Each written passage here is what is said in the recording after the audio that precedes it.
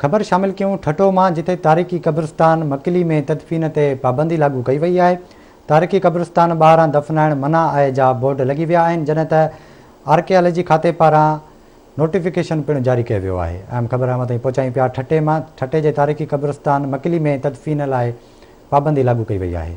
Breaking news है अवांखे ॾींदा हलूं त ठटो में तारीख़ी कब्रिस्तान मकली में तदफीन ते पाबंदी लागू कई वई आहे, जंहिंजो नोटिफिकेशन पिणु जारी कयो वियो आहे। नोटिफिकेशन में ॼाणायो वियो आहे त सिंध में हेरिटेज में ईंदड़ कब्रिस्ताननि में तदफीन ते पाबंदी हूंदी। कब्रिस्तान खे महफ़ूज़ बणाइण लाइ इहो फ़ैसिलो कयो वियो आहे। अवांखे अपडेट कंदा हलूं। ब्रेकिंग न्यूज़ आहे त ठटे जे तारीख़ी कब्रिस्तान मकली में तदफीन ते पाबंदी लागू कई वई आहे। अहम ख़बर असां ताईं पहुचायूं पिया। ठटे मां जिथे तारीख़ी कब्रिस्तान मकली में तदफीन लाइ पाबंदी लागू कई वई आहे। तारीख़ी कब्रिस्तान ॿाहिरां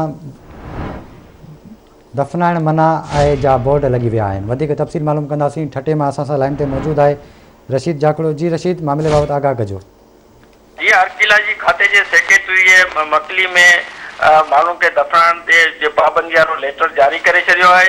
इन चवां त हेरिटेशन में ईंदड़ समूरा कब्रिस्तान जिन में उन कब्रिस्तान खे महफ़ूज़ रखण जे लाइ इहो क़दम खयो वियो आहे त हिते को बि कंहिं बि माण्हू खे दफ़नाइण न ॾिनो हूंदो, छो त हिकिड़ो MOU सही थियल आहे। उन MOU तहत त सिंध में जेके बि हेरिटेज में ईंदड़ कब्रिस्तान आहिनि उन्हनि में कंहिं बि आम माण्हू खे दफ़नाइण जी इजाज़त न हूंदी। उनजो लेटर सेक्रेटरी आर्कियालॉजी जारी करे छॾियो। होॾां शेरीफ कुझ जो चवणु आहे त हिते असांजा सालनि खां जेके अबन ॾाॾनि जा कब्रिस्तान आहिनि ऐं असीं हुते माण्हू खे दफ़नाईंदा आहियूं त उहे उन्हनि बि सख़्तु एहतिजाज जो चिताब ॾिनो आहे, पर सेक्रेटरी उहो मुख़्तलिफ़ वक़्तनि ते ॻाल्हियूं हलियूं पिए, पर अॼु लेटर जारी थी वियो आहे। जी, वॾी महिरबानी अवांजी रशीद अपडेट करण लाइ।